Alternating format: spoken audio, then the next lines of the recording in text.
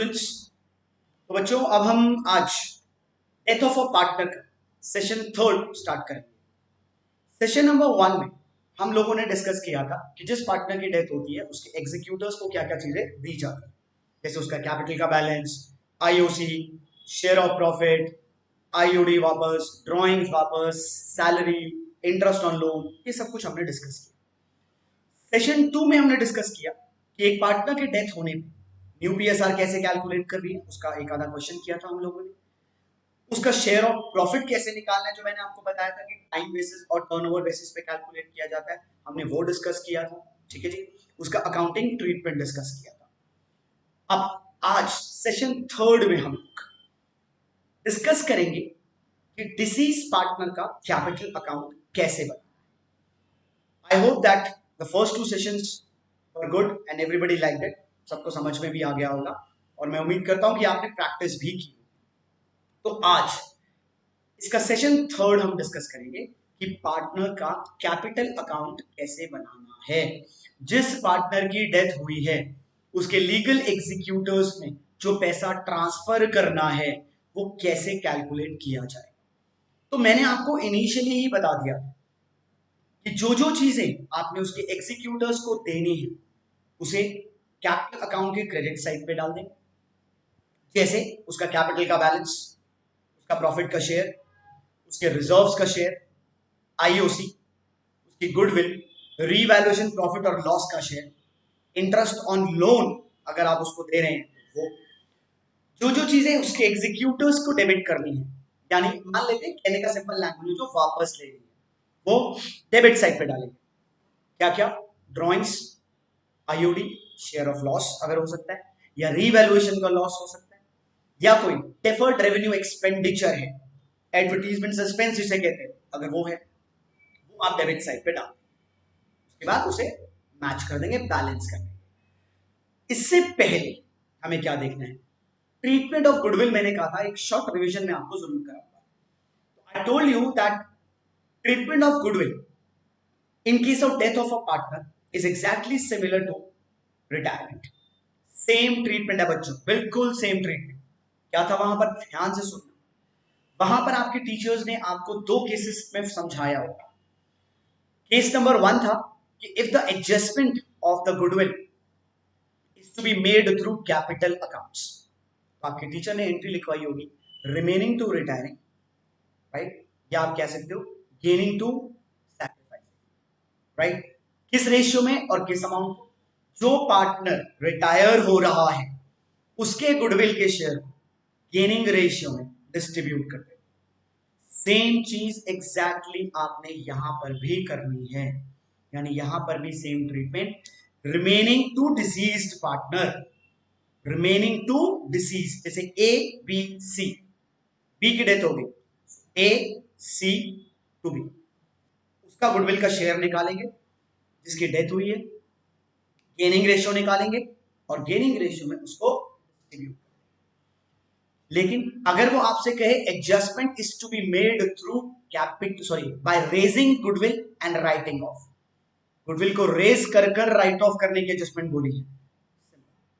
पहले करेंगे goodwill to all partners A B C, उनकी गुडविल आपको दे रखी होगी, ओल्ड पीएसआर में डिस्ट्रीब्यूट कर देंगे। उसके बाद next entry remaining to goodwill, remaining to goodwill, disease partner को हटा दो, सेम गुडविल को एनपीएसआर में डिस्ट्रीब्यूट। तो बच्चों अगर आप इसको देखेंगे ना तो इन 2 एंट्रीज का जो सिंगल इफेक्ट आता है वो वही आता है जिसे हम रिमेनिंग टू डिसीज्ड को, it is the same treatment as in retirement. Okay बच्चों, अब आज हम अपना फुल फ्लेज क्वेश्चन स्टार्ट करेंगे जिसमें हमें उस डिसीज पार्टनर का कैपिटल अकाउंट प्रिपेयर करना है।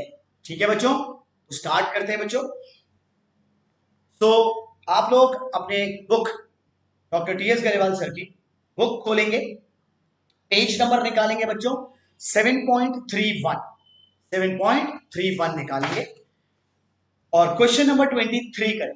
पहले इनिशियली स्टार्ट करते हैं सिंपल क्वेश्चन से, थोड़ा सा लेवल बढ़ाएं। लेवल तो खैर क्या बच्चों उसमें सिमिलर ही आगे चलता रहेगा। तो पेज नंबर 7.31 निकालेंगे सारे बच्चे और क्वेश्चन नंबर 23 और एक बारी पढ़ेंगे उसको ध्यान से। एक बारी मैं भी आपके लिए क्वेश्चन को पढ़ देता हूं। P Q R partners sharing profits and losses in the ratio of 2:2:1। P Q R partners है, प्रॉफिट शेयरिंग रेशियो 2:2:1 दे रखा है आपको। The partnership deed provided on the death of a partner, his executors will be entitled to the following। executors को क्या क्या देना है? IUC देनी है 12% पर एनम के हिसाब से, IOD चार्ज करना है 18% पर एनम के हिसाब से, सैलरी 12,000 रुपए पूरे साल की दे रखी है, share in the profit of the firm up to the date of death on the basis of previous years profit. कोई बात नहीं जी। P died on 31st May 2020, उसका कैपिटल दिया हुआ है बच्चों, आपको ड्राइंग्स दे रखी है, आईओडी निकाल कर दे रखा है। बहुत ही अच्छी बात है, जब आईओडी निकाल के दे रखा है तो फिर तो कोई प्रॉब्लम ही नहीं। और पिछले साल का प्रॉफिट है 30,000, last year ending was 31st March 2000। तो बच्चों स्टार्ट करते हैं। तो हमारे पास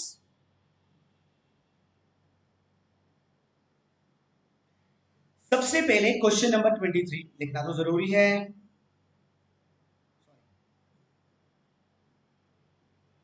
क्वेश्चन नंबर 23, पेज नंबर है बच्चों 7.31, बुक हमारे doctor T S Grewal.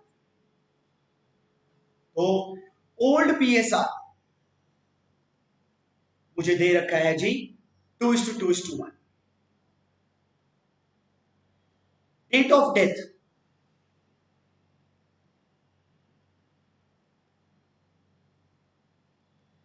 31st May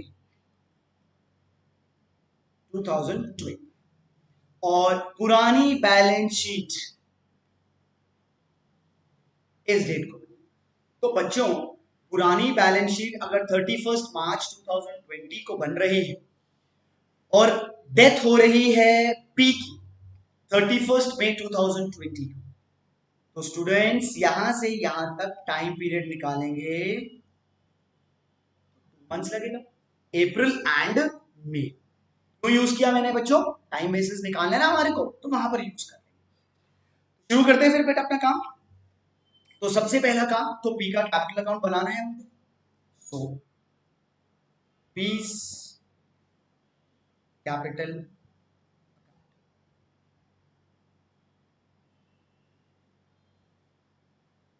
credit debit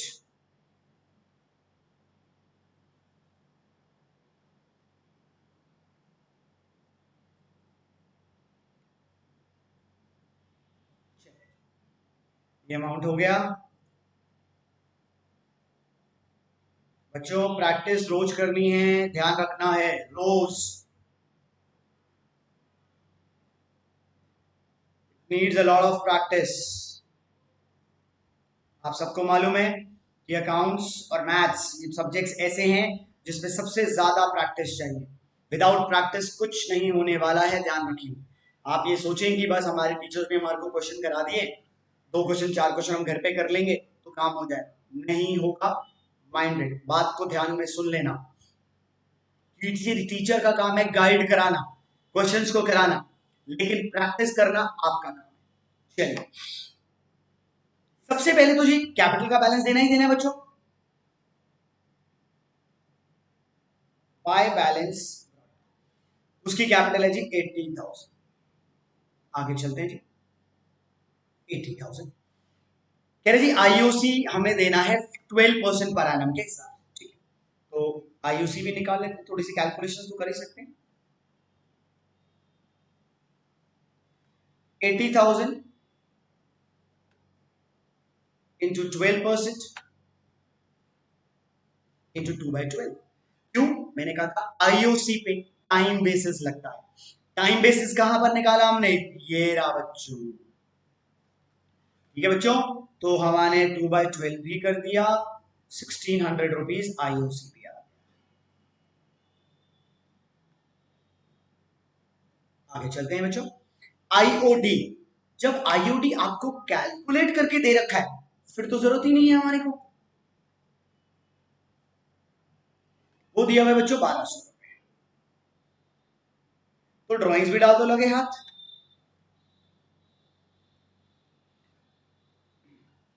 drawings दे रखे हैं 15,000।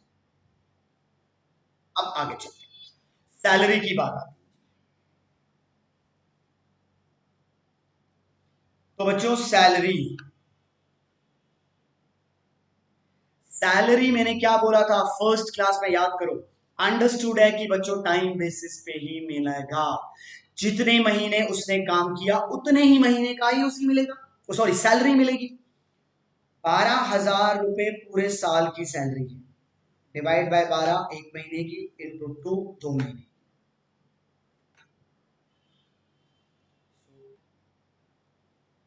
2,000 सैलरी डाल दो बच्चों। शेयर इन द प्रॉफिट, अब सब बच्चों को याद होगा कि शेयर ऑफ प्रॉफिट के लिए हम वर्ड यूज क्या करते थे, पीएनएल सस्पेंस। क्यों? Because it is a fictitious profit which is to be given to the deceased partner's executors account. So by PNL निकालो फिर।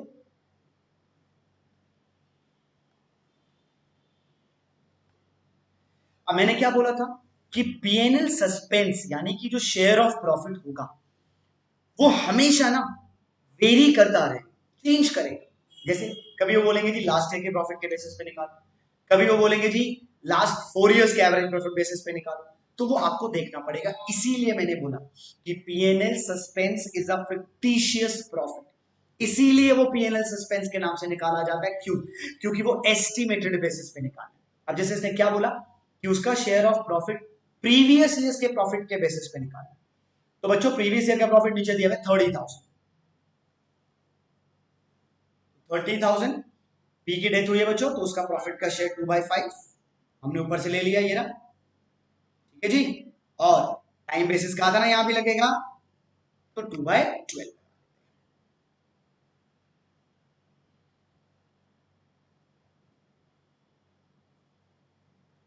2,000।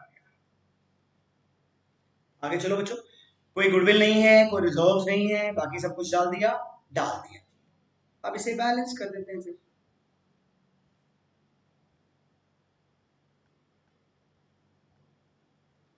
Difference will be 2 piece legal executors account. 85,600 में से आप 16,200 को माइनस कर देंगे, 69,400 आपने उसके एग्जीक्यूटर्स को पे करना है।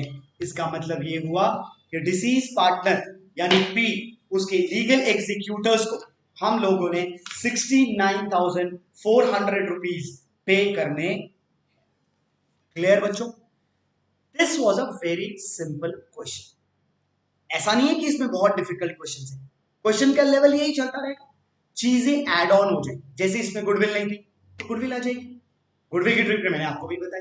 रिजर्व्स नहीं थे तो रिजर्व्स आ जाएंगे, रिजर्व्स कहां मिलेंगे, बैलेंस शीट में, उसका शेयर डाल देंगे। बाकी आईओसी, सैलरी, ड्रॉइंग्स, ये सब कुछ तो इसके अंदर था ही था। अब आप कहोगे सर ऐसा भी एक क्वेश्चन करा दो कि जिसमें गुडविल भी हो, थोड़े रिजर्व्स हो, तो हमारे को उसका ट्रीटमेंट भी पता लग जाए। कोई प्रॉब्लम नहीं है जी, अब वो क्वेश्चन कर लेते हैं। तो बच्चों फटाफट से सारे बच्चे क्वेश्चन निकालेंगे 35 page number 2, sorry page number 7.36 का क्वेश्चन नंबर 35 निकालेंगे। तो अब हम वो करेंगे। तो बच्चों ने सबने नोट कर ही लिया होगा, नहीं तो आप वीडियो पॉज करके तो कहीं पे भी यूज उसको कर सकते हैं। तो चलिए बच्चों अब क्वेश्चन नंबर 35 करेंगे जी। क्योंकि आपने कहा कि सर गुडविल और भी तो करा दो, एक रिजर्व भी करा देते, नो प्रॉब्लम्स, हम तो आपके साथ है ना, करना ही पड़ेगा बच्चों। तो क्वेश्चन नंबर चल रहे हैं यहाँ 35 पेज, पेज नंबर है हमारा 7.36 और बुक हमारी भाई डॉक्टर टी.एस. ग्रेवाल सर की। क्वेश्चन कहता है Aman, Naman and Raman are partners in a firm sharing profits and losses in the ratio of 2:2:1.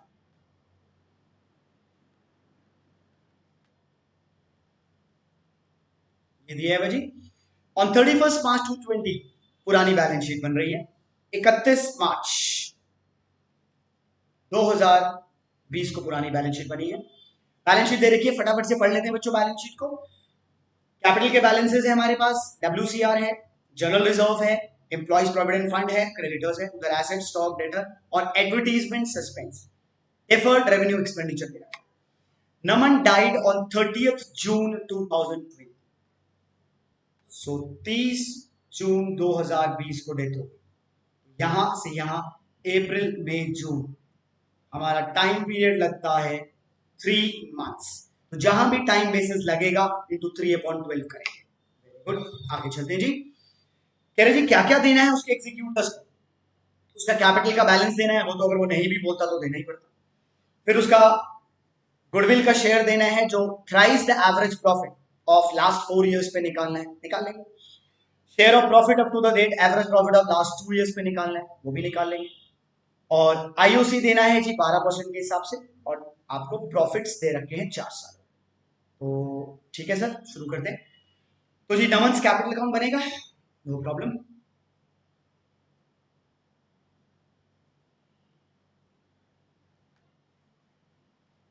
बच्चों को फॉर्मेट तो बनाना आता ही है, मैं तो कहूंगा कि आप मेरे साथ साथ भी बनाओ, प्रैक्टिस भी हो जाएगी और आपको अच्छे से समझ भी आ जाएगा। मेरा मानना तो ये है बच्चों, कि आप अपने हिसाब से कर लो, कि सर आप करा दो हम बाद में देख लेंगे, तो ठीक है जी।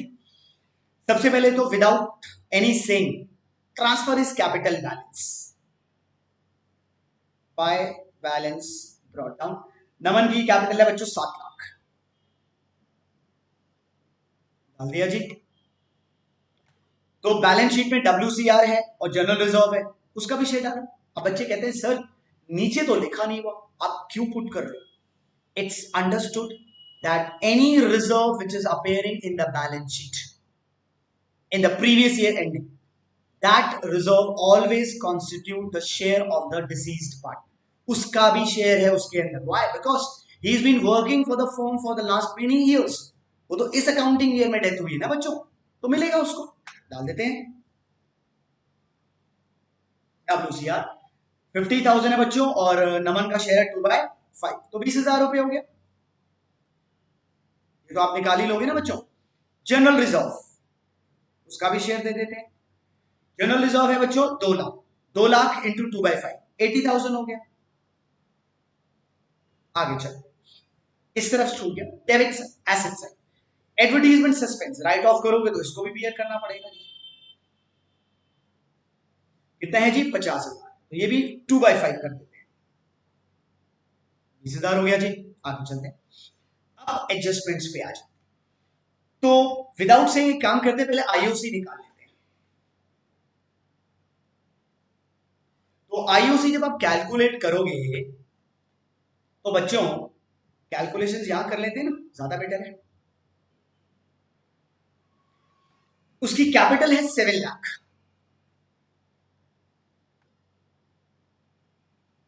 रेट ऑफ 12%, टाइम बेसिस लगता है आईओसी में 21,000। चलो जी ये भी हो गया, बहुत अच्छी बात है। अब हमारे पास 2 चीजें रह गई, गुडविल और शेयर ऑफ प्रॉफिट। तो एक काम करते हैं, पहले शेयर ऑफ प्रॉफिट निकाल लेते हैं। P&L सस्पेंस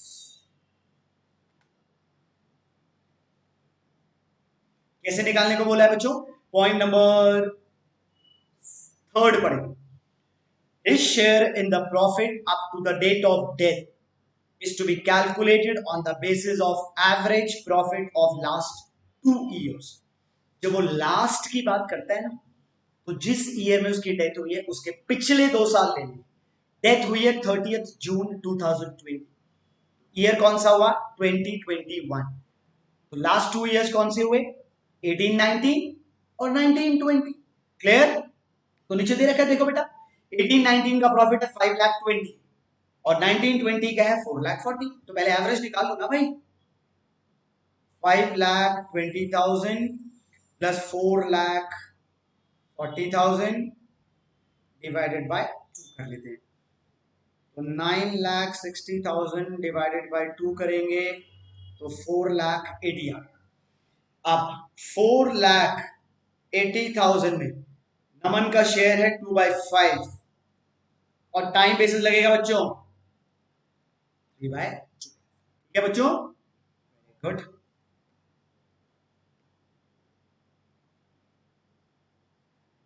40,000 हो गया जी, काटा पीठी तो आप कर ही लोगे। ये 8,000 हो गया, 8 2 16, 48,000 ये भी आ गया जी हमारा। बहुत अच्छी बात है सर। अब आगे चलेंगे तो उसका मतलब उसका पीएनएल सस्पेंस का अमाउंट आ रहा है 48,000, डाल दिया जी मैंने। अब क्या चाहिए जी, गुडविल। तो पहले तो फर्म की गुडविल निकालनी पड़ेगी मुझे। कोई बात नहीं, निकाल लेते हैं सर, इजी है, मैं आता है, अच्छी बात है। पहले तो एवरेज प्रॉफिट निकालना पड़ेगा ना बच्चों। तो 240 प्लस 4 लाख प्लस 520 प्लस 4। भाई कैलकुलेशन मेरे साथ साथ कर लेंगे क्योंकि मेरी से गलती हुई तो 4। तो 4 प्लस 2 6 प्लस 5 11 प्लस 4 15 लाख, 15,80,000, 16,40,000। ठीक है ना बच्चों। फिर देख लो, 2 4 6 5 11 4 15 1540 1580 16 लाख। कहा था ना गड़बड़ हो सकती है। 16 लाख डिवाइडेड बाय 4, तो ये आ गया जी 4 लाख। अब इसमें से शेयर निकालो, किसका, नमन का।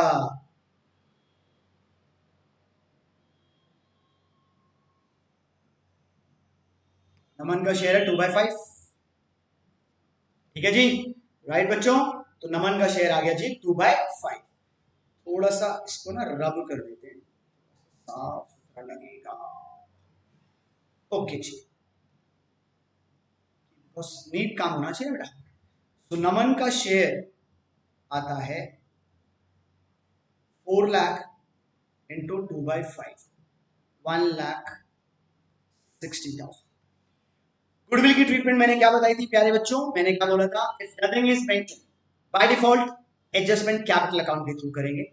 Entry will be remaining to decided, so entry will be Aman debit Raman debit to Naman. उसका शेयर है 160, उसको गेनिंग रेशियो में डिस्ट्रीब्यूट करें। कौन सी रेशियो में, गेनिंग रेशियो। अब गेनिंग रेशियो आप निकाल सकते हो बहुत आराम से। कैसे निकाल सकते हो भाई, ओल्ड रेशियो जी हमारे पास 2:2:1 है। ठीक है जी, तो old ratio is 2:2:1। New ratio mention नहीं है, तो जिस पार्टनर की डेथ हुई है उसके शेयर को हटा दो, 2:1 आ गया। ओल्ड मेरे पास, न्यू मेरे पास। अब गेनिंग रेशियो आप ये मत कहना सर आप कैलकुलेट करो, you can calculate it, new minus old कर लेना।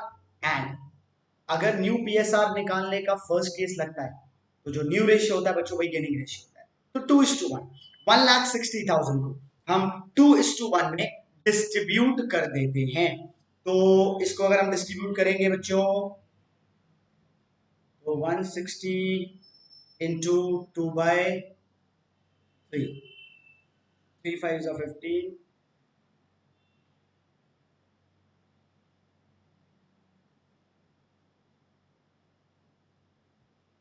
देखो बच्चों में गड़बड़ तो नहीं हो रही है। 16 लाख का शेयर गुडविल का है 2/5, 240 प्लस 4 640, 640 प्लस 520, 6 प्लस 5 1160, 1160 11 लाख में 15 लाख, ये 16 लाख डिवाइड बाय 4 हो गया 4 लाख, 4 लाख इंटू उसका शेयर हो गया बच्चों 2/5, तो ये हो गया 1,60,000। क्वेश्चन तो गलत ही निकाल दिया मैंने, 1,60,000 हो गया, और 1,60,000 में आप डिवाइडेड बाय 4 करेंगे तो 4 लाख आएगा। 4 लाख में उसका शेयर निकालेंगे, बच्चों कहीं ना कहीं हम कुछ गड़बड़ कर रहे हैं बच्चों। Just a minute, calculation mistake हो रही है कहीं ना कहीं हमारी। 240 plus 4 lakh plus 520 plus 440 lakh. ओहो, देखा ना बच्चों, जल्दीबाजी में यही होता है, हमने number of years of purchase से तो मल्टीप्लाई नहीं किया। सॉरी, मुझसे भी गलती हो सकती है भाई। So that is the mistake which we have committed, not an issue, हो जाती है भाई, किसी से भी हो सकती है, तो इसको भी रब कर देते हैं। नाउ 4 लाख को मल्टीप्लाई, उसने बोला 3 टाइम्स, 12 लाख आ गई गुडविल। अब 12 लाख को इसमें से नमन का शेयर निकालेंगे, तो 12 लाख मल्टीप्लाइड बाय 2/5, 4,80,000 उसका शेयर आ जाएगा। अब मैं बोलो ना गलती हो रही है, हो सकती है बेटा, किसी से भी गलती हो सकती है, नो प्रॉब्लम। तो 480 आ गया। अब 480 को 2:1 में डिस्ट्रीब्यूट कर देंगे, तो 480 को अगर आप 2:1 में डिस्ट्रीब्यूट करते हैं तो बच्चों 3,20,000 अमन का शेयर आ गया, 1,60,000 रमन का शेयर आ गया, 4,80,000 इसका शेयर। ठीक है बच्चों जी, आई होप यहां तक गड़बड़ है, वेरी सॉरी, कैलकुलेशन मिस्टेक के लिए हो जाती है, कोई प्रॉब्लम नहीं। अब इसकी पोस्टिंग करें, बाय अमन बाय रमन 320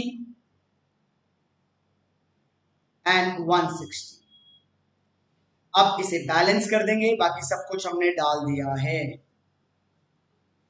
तो यहां का टोटल कर लो बच्चों,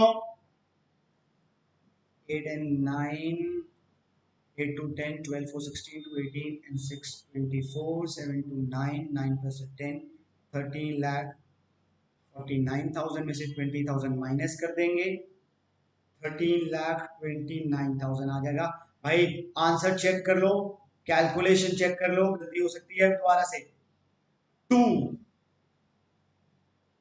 नमन्स लीगल एग्जीक्यूटर्स अकाउंट 13,29,000। देख लेते हैं आंसर एक बार, देखने में कोई हर्ष थोड़ी ना बच्चों। 35 राइट, 13,29,000 आ गए। तो सॉरी फॉर दैट इंटरप्शन, कुछ कैलकुलेशन मिस्टेक क्या हो गई थी ना, हमने सीधा एवरेज प्रॉफिट पे शेयर निकाल लिया, हमने number of years of purchase से मल्टीप्लाई नहीं किया, so it is our mistake. तो ये आ गया फर्म की गुडविल। एक बार दोबारा बताया था बच्चों को, इसमें से नमन का शेयर निकाला 2/5, 480 आ गया, फिर इसमें से इनके शेयर्स को डिस्ट्रीब्यूट कर दिया, कौन सी रेशियो में, गेनिंग, वो आप निकाल लेना, न्यू माइनस ओल्ड, तो वो ट्रीटमेंट ये आ गया, अमन डेबिट रमन डेबिट टू नमन, 2:1 में बांटा, उसकी लेजर पोस्टिंग कर दी, फाइनल आंसर निकाल। So this is how you prepare the capital account of a deceased partner, और यहां से हमें पता लग गया कि उसके एग्जीक्यूटर्स को इतना पैसा देना। तो बेटा आज के सेशन में हमने ये 2 क्वेश्चंस किए फुल फिनिश्ड। अब इसमें सिर्फ आपको समझाना एक चीज रह गई है, लोन अकाउंट, क्योंकि वो भी इंपॉर्टेंट है, वो हम नेक्स्ट सेशन में करेंगे, जो almost it will be the last session of the death of a partner. तो अब तक हमने ये बनाना सीख लिया कि जिस पार्टनर की डेथ हुई है उसका कैपिटल अकाउंट कैसे बनाना है, और उसके एग्जीक्यूटर्स का बैलेंस कैसे कैलकुलेट करना है कि कितना उसके एग्जीक्यूटर्स को देना है। आई होप आज का सेशन आपको ठीक लगा होगा, समझ में भी आ गया होगा। थोड़ा सा बीच में एक ग्लिच हो गया, जिसे हम टेक्निकल ग्लिच कहते हैं, ये ह्यूमन ग्लिच हो गया, चलता रहता है। तो now I hope everybody understood this कि कैसे करना है। तो बच्चों प्रैक्टिस कीजिएगा, पीछे बहुत सारे क्वेश्चंस हैं आपके पास। तो नेक्स्ट सेशन में मिलेंगे हम लोग किसके साथ, लोन अकाउंट के साथ, and that will be the last session of this. बच्चों if you like the channel please subscribe it, और नीचे नंबर्स तो आ ही रहे हैं, तो प्लीज कोई प्रॉब्लम हो आप फोन भी कर सकते हैं, right. If you want to like to join you can join also. तो बच्चों नेक्स्ट सेशन में मिलेंगे लोन अकाउंट के साथ। सो बाय एवरीबॉडी, टेक केयर।